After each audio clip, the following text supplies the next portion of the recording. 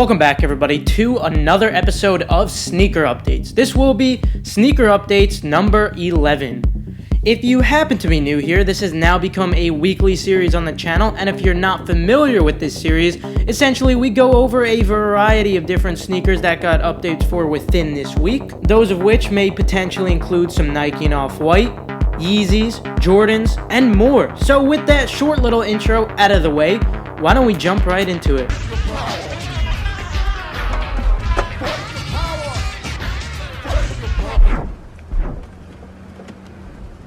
Alright, so we're going to be kicking it off with some Nike and Off-White, since that's what you guys seem to like the most. Kicking it off, we need to absolutely discuss what's going on with the Off-White Air Max 97 MENTA. Since late August, images have loaded up onto Nike Sneakers US.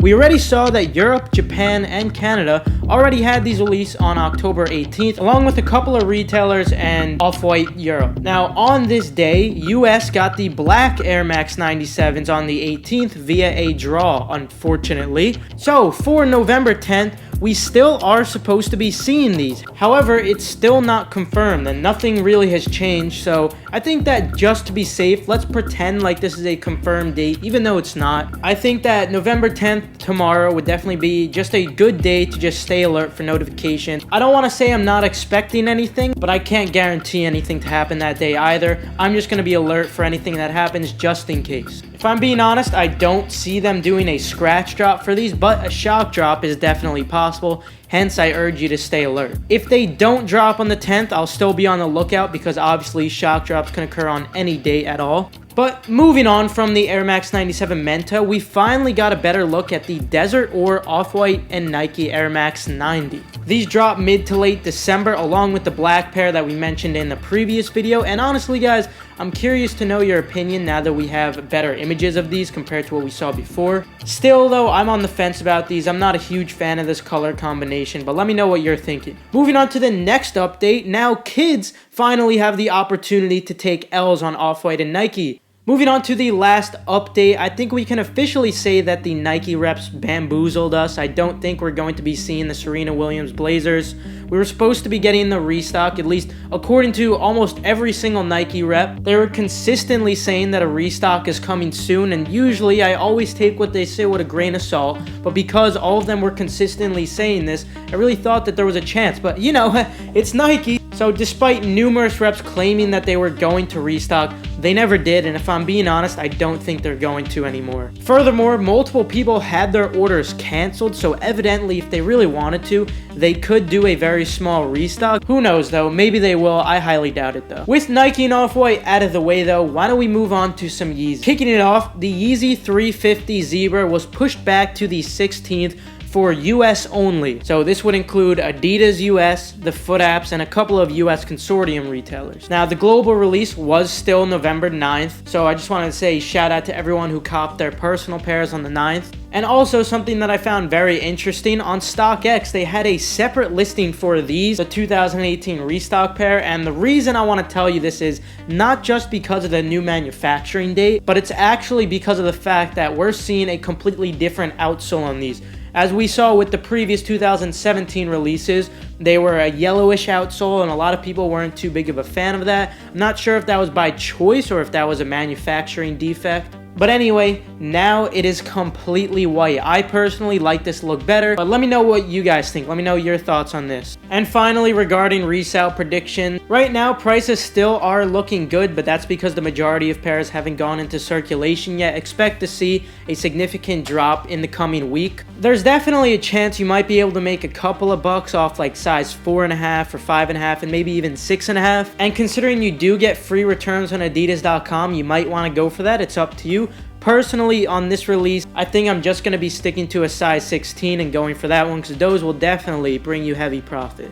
Unfortunately though, they do go rather quickly. I was only able to cop a size 16 once, and it was for the cream Yeezys. But when it comes to in-store releases like in-store raffles and also the Foot Apps, I think that you definitely should be able to make a decent amount of money off those small sizes that I mentioned earlier, specifically because you'll have the opportunity to sell them before more pairs go into circulation and the price drops. So for example, on the Foot Apps, you'll notice if you won the night of Thursday before the release, and if you see that you won, if you see that you reserved a 4.5 4.5 or a 5.5 or whatever you selected, you can actually sell that pair before you even pick it up, because you're going to be able to pick it up on Friday. Therefore, you'll be able to sell as soon as possible, and prices will steadily decline within the next coming week or so. But of course, for all you guys going for personal pairs too, I highly recommend this sneaker. I think that the Zebra Yeezy 350s were a shoe that I personally loved rocking all throughout the past year, and honestly, they're super comfortable like all V2s are, and just the colorway, there's something about it. It's really nice. Moving on, we had our best look in hand at the 3M Yeezy 350 Static.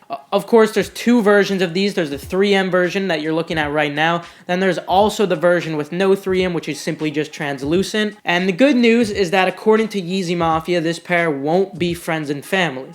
So you obviously will be able to pick up a pair for yourself if you're interested. And personally, I just like the normal pair better. I'm not really a huge fan of this 3M. I like loud shoes, but in my opinion, I think this just looks kind of tacky. I don't know. Let me know your thoughts on this. And these will be releasing for the same retail of $220 in December. And finally, moving on to the last update, there still are a couple of people who still have not gotten their pairs from Yeezy Supply, this being for the triple white release. Moving to Jordan, we have two new Jordan 4s coming out in April of 2019.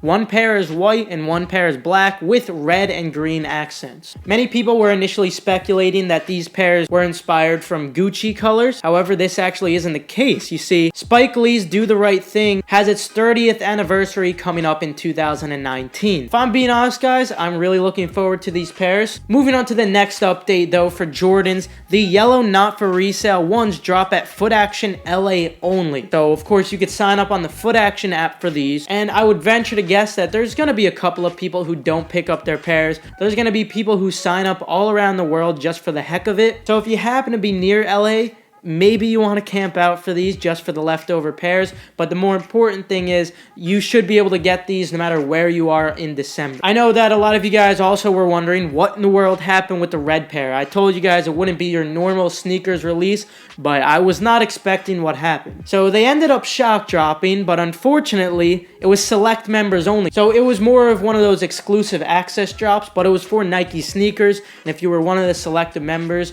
Nike sneakers would tell you, hey, your dedication to the Nike sneakers app has finally paid off, something around the lines of that. And I want to mention that it was very painful for Android users, because you guys might have been a little confused. Even if you didn't have access, you would see the icon for purchasing these, yet you wouldn't be able to check out.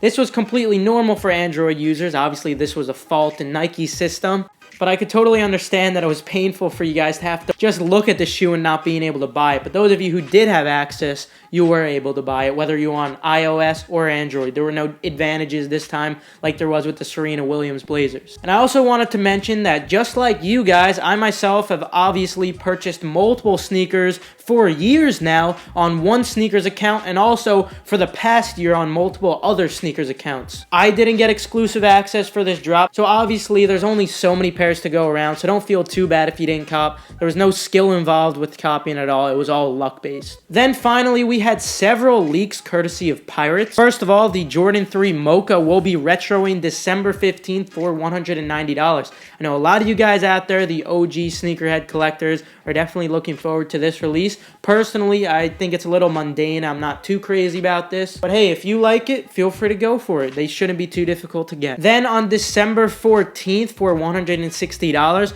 we're getting the Chicago Crystal one. I know for those of you who are disappointed that we're not actually getting the original Chicago Jordan 1s retroed, don't worry, we still are getting those. Unfortunately, we're going to have to wait until the end of 2019. At least that's what I've heard so far. Of course, I'll keep you guys updated on this. Perhaps it'll end up coming earlier, but don't count your chickens. And finally, in June of 2019, we will see two Pata Jordan 7s for $225. Fortunately, there's no official images for these, but I will keep you guys updated on this. And with Jordans out of the way, why don't we move on to just some miscellaneous sneakers. So kicking it off tomorrow, the 10th, we will see the Nike SB Diamond Supply release. Hopefully you guys had some free time to check out my how to cop guide for these. I did mention, of course, how to get the black pair, but more importantly, I mentioned some ways to get the white pair as well, because those aren't on Nike sneakers, at least as of now. Of course, good luck on this release. Anyway, moving on, if you live in Cape Town, you can enter enter the in-store raffle for the Futurecraft 4D. I put the address and link for this in-store raffle on my Twitter. My Twitter is KeithAdam10. And don't worry, I know the majority of you guys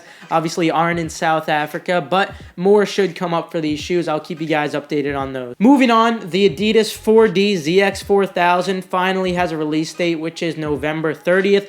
For $350. Personally, I want a 4D shoe, but honestly, I'm not too big of a fan of these. Let me know what you guys think about these, but finally, I just wanted to end on a good note today. Congrats to all of those who copped the CDG Supreme Air Force Ones. The manual community has really been doing well on Supreme lately. I just want to say congrats to all you guys who were able to cop. I was able to get my personal pair. Tons of you guys were able to get pairs. Unfortunately, there's only so many pairs to go around, so I understand some of you guys weren't able to get them, but it's really just getting easier and easier to cop off of Supreme. One thing I wanted to mention though, for future releases, I know a lot of you guys were getting card declines from using autofill. You can use autofill. I use that. It works completely fine like a charm, but you have to manually type in your security code for the credit card. If you don't manually type it in, that's when you get the credit card decline. And I also mentioned a quick tip on my Twitter before the release. I know that for Chrome autofill, it doesn't fill in the address for line 1.